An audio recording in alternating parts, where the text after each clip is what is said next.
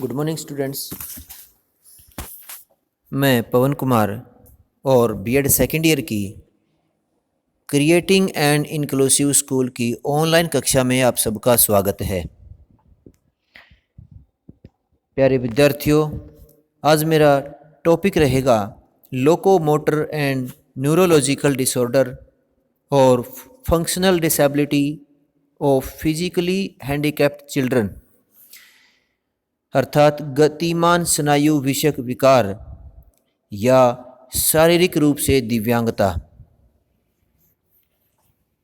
सबसे पहले मीनिंग, इसका अर्थ है गतिमान तथा स्नायु विषयक विकारों का संबंध शरीर के किसी भाग की हड्डियों, जोड़ों एवं मांसपेशियों की क्रियाशीलता के दोषपूर्ण होने से होता है।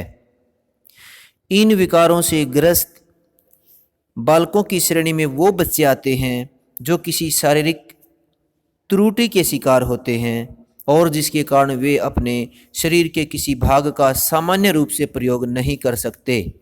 ऐसे बालकों के बुद्धि स्तर में कोई कमी नहीं होती और वे सामान्य बालकों की तरह कम बुद्धि के भी हो सकते हैं और तीव्र बुद्धि के भी हो सकते हैं।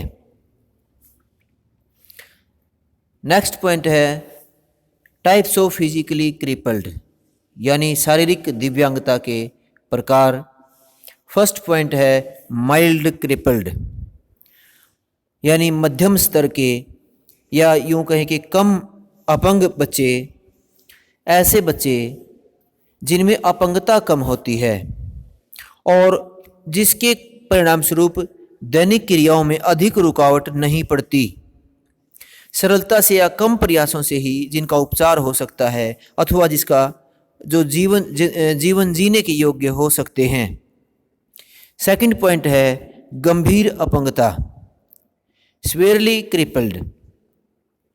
ऐसे बच्चे गंभीर किस्म की अपंगता वाले होते हैं और इन्हें बार बार अस्पताल में जाना पड़ता है। इन्हें अस्पताल स्थायी या अस्थायी तौर पर भी जो जाते रहते हैं और ये बच्चे एकीकृत स्कूल कार्यक्रमों की इनको आवश्यकता होती है और ये स्थायी रूप से स्कूल में जाने के योग्य नहीं होते क्योंकि इन्हें समय समय पर अस्पताल में जाना पड़ सकता है। ये चलने फिरने की भी इन्हें दूसरे की सहायता की ज़रूरत पड़ती है। जैसे अगर एग्जाम्पल की बात करें, जब बच्चे की दोनों टांगें नहीं होती और उसे बार बार अस्पताल लेकर के जाना पड़ता है तो ऐसे बच्चे गंभीर अपंगता वाले होते हैं। कुछ बच्चों की मांसपेशियों और कंकाल की समस्या होती है। मस्कुलर स्केलेटल प्रॉब्लम वाले बच्चे भी होते हैं जिनकी अपंगता मांसपेशियों या हड्डियों के दोष के कारण हो सकती है, या कुछ बच्चे दुर्घटना या बीमारी से विकृति होती है। ऐसे बच्चे इनकी जो विकृति है वो हड्डियों से जुड़ी बीमारी या कोई और दुर्घटना उसका कारण हो सकता है। दुर्घटना के कारण व्यक्ति की हड्डी टूट सकती है, अंग खराब हो जाए तो उसे काटा जा सकता है या उसके स्थान पर कोई कृत्रिम अंग लगाना पड़ता है। थर्ड पॉइंट है सेरिब्रल पैल्सी। ये मस्तिष्क का लकवा होता है जो मुख्य नाड़ी संस्थान यानी नर्वस सिस्टम में दोष पैदा कर देता है। दिमाग की दुर्बलता के कारण और तथा मस्तिष्क और केंद्रीय नाड़ी संस्थान में समन्वय न होने के कारण शरीर इम्बैलेंस हो सकता है और शरीर की जो नर्वस सिस्टम है उसके अंदर डिफेक्ट हो जाता है और यह मस्तिष्क, जवर और ऑक्सीजन के अभाव के कारण भी होता है। नर्वस सिस्टम यानी जिस बालक के नर्वस सिस्टम में दोष हो जाता है उसकी ज्ञानेंद्रियों में जो सूचना पहुंचाने वाला जो कारक है, जो तंत्र है, वो बाधित हो जाता है। अब और पॉइंट है जन्म से पहले। कुछ बच्चे गर्भावस्था में कुछ संक्रामक रोगों से जब महिला ग्रस्त हो जाती है तो वह अपंगत बच्चों को जन्म देती है। खून की कमी, एनीमिया के कारण भी ऑक्सीजन कम मिलती है और यह कमी केंद्रीय नाड़ी संस्थान को हानि पहुंचाती है और ये भी उत्तरदायी हो सकता है। At the time of birth भी अपंगता हो सकती है। जब बच्चा जन्म लेता है तो थोड़ी सी लापरवाही भी अपंगता का कारण बन सकती है, जैसे प्रसव में विलंब होने देना, ऑक्सीजन की कमी, या कोई औजार लग जाए, कोई घाव हो जाए, इन कारण से बच्चे की मृत्यु भी हो सकती है या अपंगता हो सकती है। आफ्टर बर्थ कई बार देखने को मिलता है कि आफ्टर बर्थ भी बच्चे अपंग हो जाते हैं, जैसे कोई संक्रामक रोग हो जाता है, मस्तिष्क की कोशिकाएं जिससे प्रभावित हो जाती हैं, किसी दुर्घटना में भी नाड़ी संस्थान का क्षतिग्रस्त हो जाना, नर्वस सिस्टम का इम्बैलेंस हो जाना। अमेरिका में अधिकतर बच्चे सेरिब्रल पैल्सी के कारण दोष युक्त भी हो जाते हैं, अपंगता का शिकार हो जाते हैं। ऐसे बच्चों की आइडेंटिफिकेशन की बात करें तो हमें कैसे पता चल जाता है कि यह बच्चा अपंग है या सामान्य अपंग है या वो गंभीर रूप से अपंग है। तो ऐसी अपंगता की आइडेंटिफिकेशन की बात करें तो उसकी पहचान आसान होती है। जैसे अपंग बच्चों की बात करें तो ऐसे बच्चों का मोशन कंट्रोल और कोऑर्डिनेशन बहुत ही कम होता है।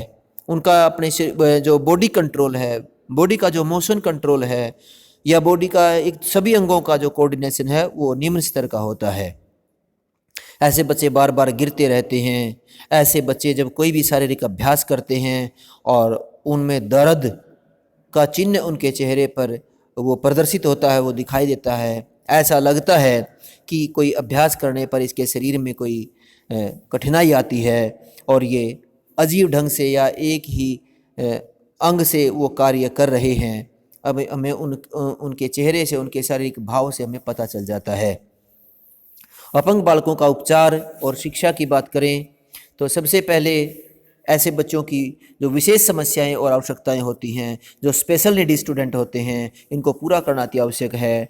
उसके लिए, उनकी शिक्षा के लिए सबसे पहले उनका हमें मेंटल डेवलपमेंट करना जरूरी है। ये सामान्य बुद्धि के होते हैं और मानसिक विकास के लिए इन्हें सामान्य बालकों की भांति ही शिक्षित किया जाए।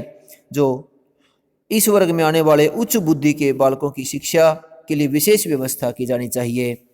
जो बच्चे सामान्य है वो सामान्य बच्चों के साथ शिक्षा दी जा सकती है, लेकिन जो उच्च बुद्धि के जो बच्चे हैं उनके लिए अलग से शिक्षा की व्यवस्था की जाए। सेकंड पॉइंट है एडजस्टमेंट, समायोजन। ऐसे बच्चों की शिक्षा के लिए विशेष प्रयासों की आवश्यकता है ताकि इन्हें समाज में स्थापित करके उपयुक्त ढंग से इनका समायोजन हो सके और इन्हें दया की दृष्टि से नहीं देखा जाना चाहिए। इनमें हीन भावना ना पनपे।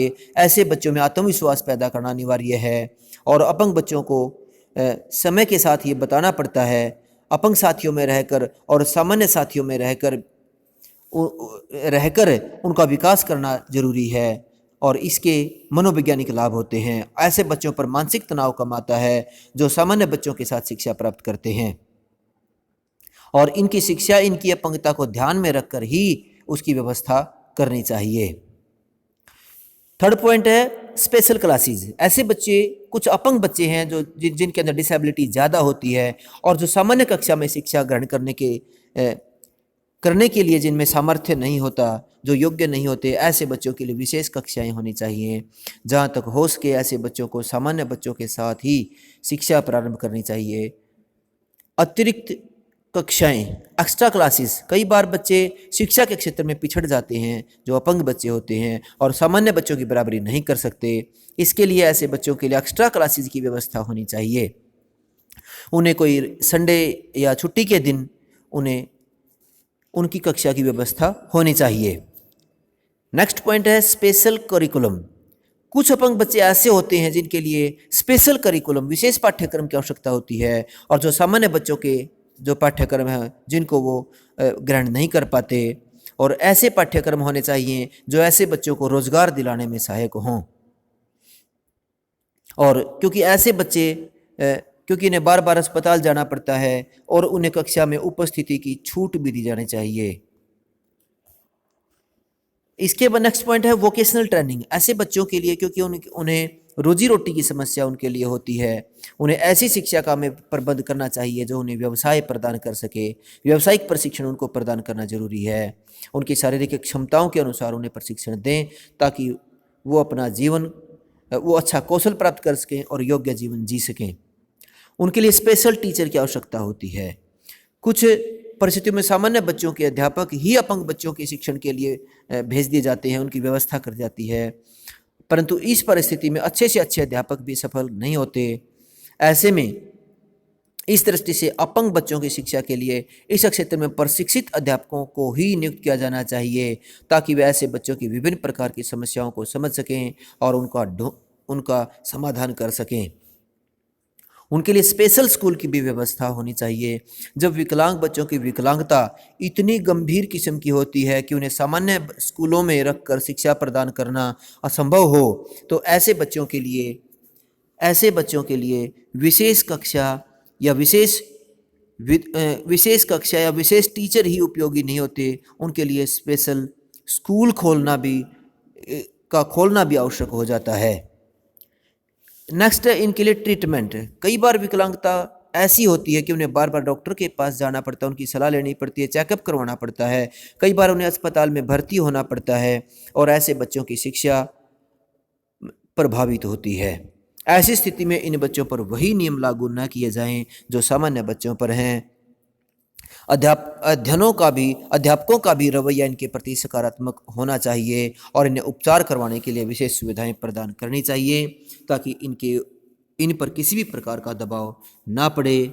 नेक्स्ट पॉइंट है इन्हीं प्रॉपर केयर, क्योंकि ये ऐसे बच्चों को हम स्पेशल नीडी स्टूडेंट बोलते हैं और इस शब्द से पता चलता है कि ऐसे बच्चों की देखभाल करना अति आवश्यक है। इनमें हीनता की भावना कभी भी महसूस ना हो, क्योंकि यह शारीरिक रूप से किसी न किसी प्रकार से कमज़ोर हैं और इन्हें कृत्रिम अंगों को भी हमें इनको उपलब्ध करवाना चाहिए ताकि इनमें नया जोश भर जाए और जीने के लिए इन्हें प्रोत्साहन मिले और ताकि इन्हें ये महसूस ना हो कि वे असहाय हैं। माता पिता व अध्यापकों की भूमिका। अब the role of parents and teachers. ऐसे बच्चों की शिक्षा में सबसे ज़रूरी है पेरेंट्स और टीचर की भूमिका। टीचर को बच्चे की इस बात में अवश्य सहायता करनी चाहिए कि वे अपने दोष को स्वीकार करें। टीचर बच्चों के समायोजन में भी सहायता कर सकता है। इसी प्रकार टीचर हर अपंग बच्चों की पारिवारिक पृष्ठभूमि एकत्रित कर ले ताकि वह बच्चों की रुचि, उन बच्चों की कैपेसिटी का सही अंदाज़ा लगा सके और उसी तरीके से उनका विकास करे। आमतौर पर ऐसे बच्चों को मनोरंजन की आवश्यकताएं अनदेखी कर दी जाती हैं। इन बच्चों को ग्रेडिंग के समय इनकी डिसेबिलिटी को ध्यान में रखा जाए और बच्चे लिखने में कठिनाई अनुभव करते हैं, उनके लिए मौखिक प्रश्न हो, यदि संभव ना हो तो उन्हें कुछ अतिरिक्त समय दिया जाना चाहिए। पेरेंट्स, टीचर और अन्य जो विशेषज्ञ हैं उनको चाहिए कि ऐसे बच्चों के अंगों की क्रियाओं के लिए संबंधित सहायता प्रदान की जाए और उनके मनोरंजन के लिए भी व्यवस्था की जाए ताकि वो बच्चे असहाय महसूस ना हो और वो खेल खेल में अपने जीवन का विकास कर सकें और जीवन जीने के लिए वो सकारात्मकता की ओर बढ़ें और वो कुछ योग्य जीवन जी सकें। धन्यवाद।